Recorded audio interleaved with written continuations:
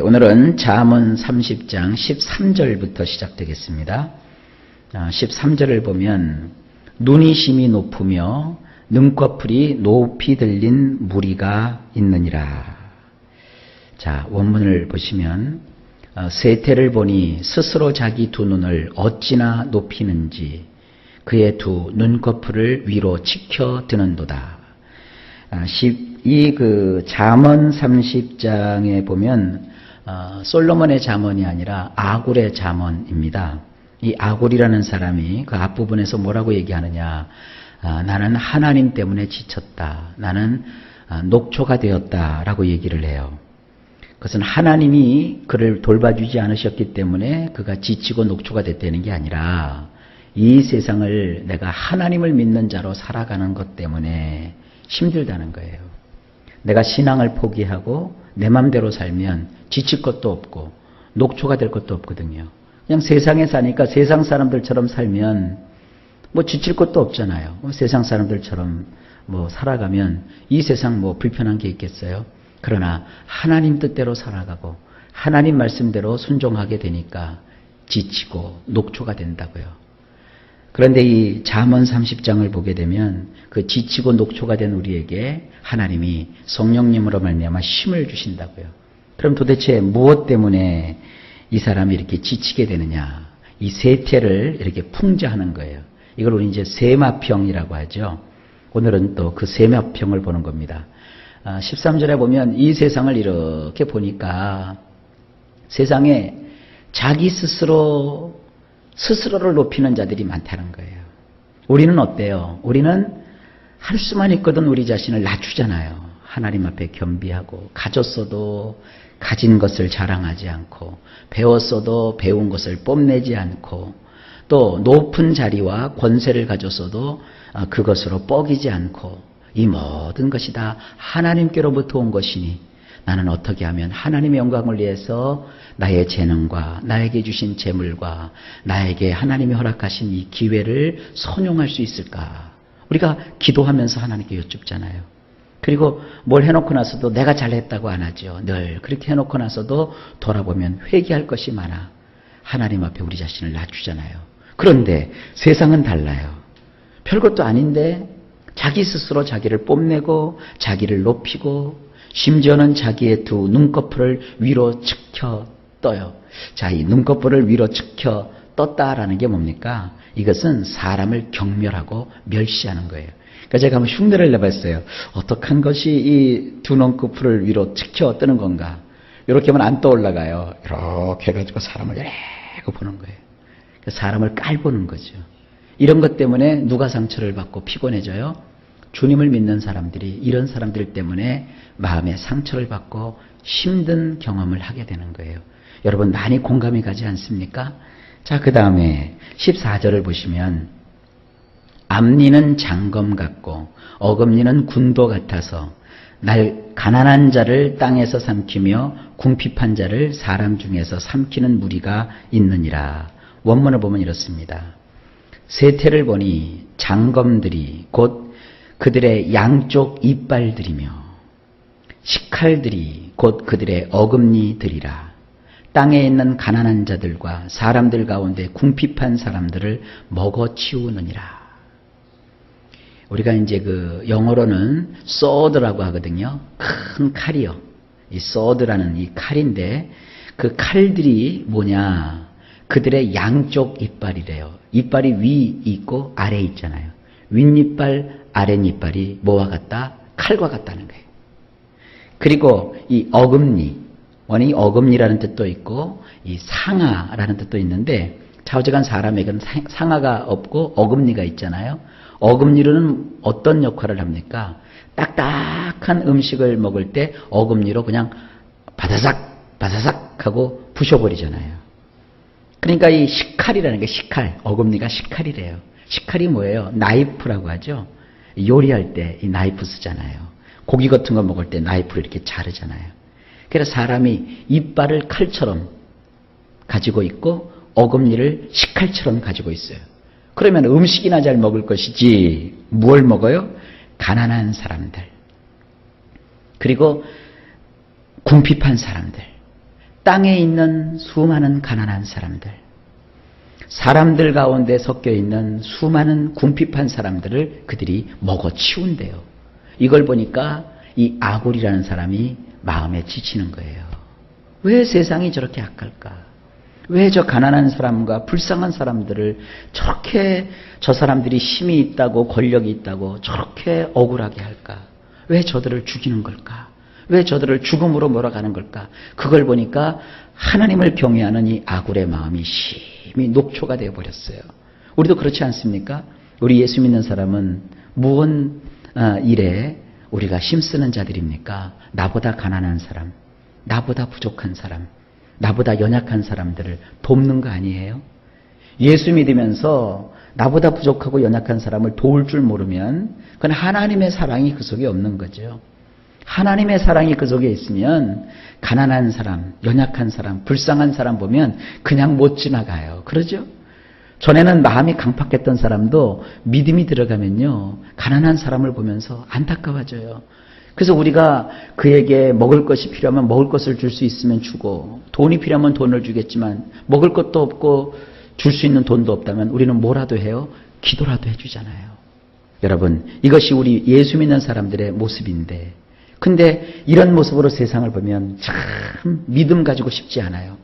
세상 사람들은 아무리 고마운 일을 해줘도 고맙다고 하나, 내가 선을 베풀어도 그것이 좋다고 하나, 그저 자기의 이익을 따라서 엎치락 뒤치락, 마치 부침개의 전병을 이렇게 뒤치고 저렇게 뒤치듯이 그렇게 인생을 살아간단 말이에요. 그런 것 때문에 예수 믿는 사람들이 상처를 받아요. 여러분, 그렇다고 해서 믿음을 포기해서는 안 됩니다. 선을 행하는 걸 포기해서는 안 됩니다. 이 아굴의 잠언을 통해서 우리가 한번 이런 생각을 가져보게 됩니다. 자, 15절. 거머리에게는 두 딸이 있어 다오 하느니라. 족한 줄을 알지 못하여 족하다 하지 아니하는 것 서너시 인다니. 이제 15절부터는요, 요 원문으로 보게 되면 숫자가 계속 나와요. 우리 성경에는 그런 것이 잘 표현이 안 돼 있어요. 한번 원문의 느낌을 그대로 살려서 번역을 했으니까 한번 느껴보세요. 거머리에게 있는 두 딸은 달라고 하고, 세 가지가 있는데 그것들은 채워지지 않으며 네 번째 것은 충분하다고 말하지 않는도다. 숫자 2를 떠올리는 거예요. 2, 거머리가 있다 이거예요. 이 거머리는 다른 말로 흡혈귀예요. 흡혈귀. 피 빨아먹고 사는 사람. 이 거머리에게는 딸이 몇이냐?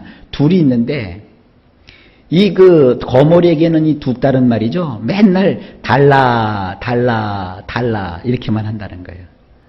그러니까 맨날 그 피 빨아먹는 사람들은요, 그냥 남의 것을 보면 다 내 것 삼으려고 한단 말이에요. 이게 안 좋은 일이죠. 그 다음에 이제 세 가지가 있는데 그 세 가지는 절대로 채워지지 않는 세 가지가 있대요. 그리고 네 번째 것은 충분하다고 절대로 말하지 않는데요. 그게 도대체 뭐가 있을까요? 그게 16절이에요. 곧 스월과 아이 베지 못하는 태와 물로 채울 수 없는 땅과 족하다 하지 아니하는 불이니라. 원문을 보면 이렇습니다. 스월과 불임의 자궁과 땅, 그것은 물로 채워지지 않으며 불, 그것은 충분하다고 말하지 않는도다. 자, 2라는 숫자에서 거머리를 얘기했죠. 거머리에게는 두 딸이 있는데 두 딸은 맨날 달라고 재촉만 한다. 보채기만 하고. 3, 셋이 있는데 이것은 결코 채워지지 않는다. 아무리 물을 갖다 붓고 부어도 채워지지 않는다. 그게 뭐냐? 첫째가 스월이라고 하는 것은 무덤이에요. 무덤. 사람은 말이죠, 이 공동묘지 가면 끝도 없이 채워지잖아요. 이 세상이 존재하는 동안 끝도 없이 사람이 죽어나가고 끝도 없이 사람이 태어나는 것 같아도 한 번 태어난 사람은 다 죽잖아요.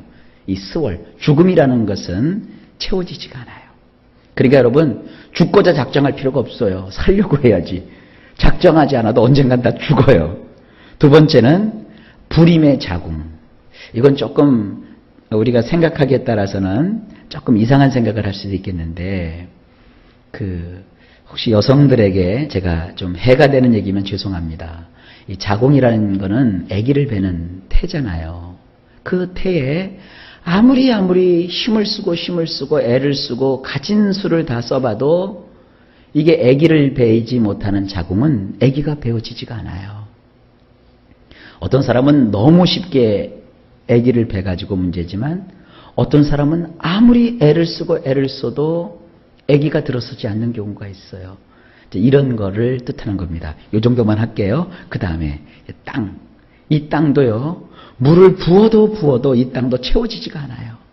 차고 넘치지도 않고 이 땅은요. 끝도 없이 물을 먹어요. 이런 것이 세 가지가 있대요. 그 다음에 네 번째는 충분하다고 말하지 않는다 그랬죠. 그게 뭐냐? 불이에요. 불은 충분하다고 말하지 않는데요. 그러니까 이와 같은 것들은 뭡니까? 조심해야 돼요. 우리 인생에 있어서 이와 같은 것들은 채워지지도 않고 충분하지도 않다. 이것 가지고 제가 할 얘기가 많은데 그냥 넘어갑시다. 새벽이니까. 이 은유적인 표현들이에요. 그 다음에 마지막 17절.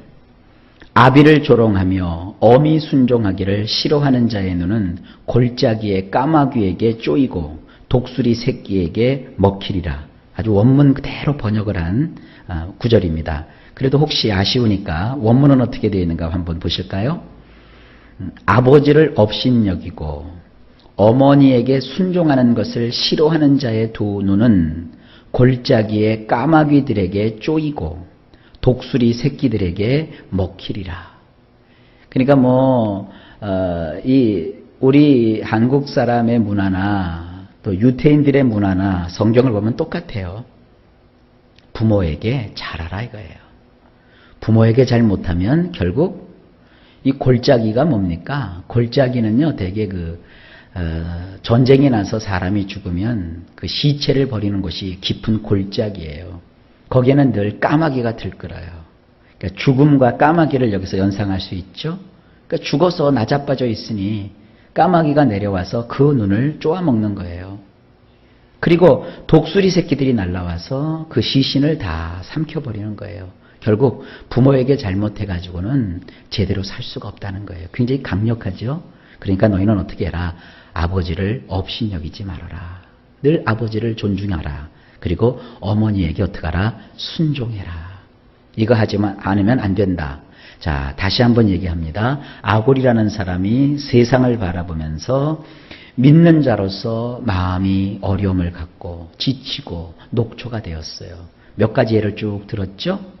그래서 아까 그 16절에 보게 되면 차지도 않는 걸 세상 사람들은 계속 채우려고 노력하잖아요. 그게 참 헛된 짓이에요. 그런 걸 볼 때 믿는 사람으로 답답한 거예요. 그거 하나님을 경외해야지 세상 채워지지도 않는 거 채우려고 애쓰고 노력하고 하나님을 믿지도 않고 인간된 도리도 하지 않으면 그거 다 말짱 노루묵이에요. 믿는 자로서 그런 걸 보니까 참 안타깝다는 거예요. 또 한 가지는 부모를 업수히 여기고 순종하지 않고 지 맘대로 살아가는 사람들을 보면 믿는 자로서 참 안타깝다는 거예요. 믿음을 가진 사람들은 이 세상 사람들의 이러한 좋지 못한 행동을 따라가지 않습니다. 여러분, 오늘도 하나님께서 여러 가지 지혜의 말씀을 우리에게 주셨습니다. 일마다 때마다 하나님의 말씀을 잘 기억하시면서 지혜롭게 세상을 승리하고 이기시기를 예수님의 이름으로 간절히 축복합니다.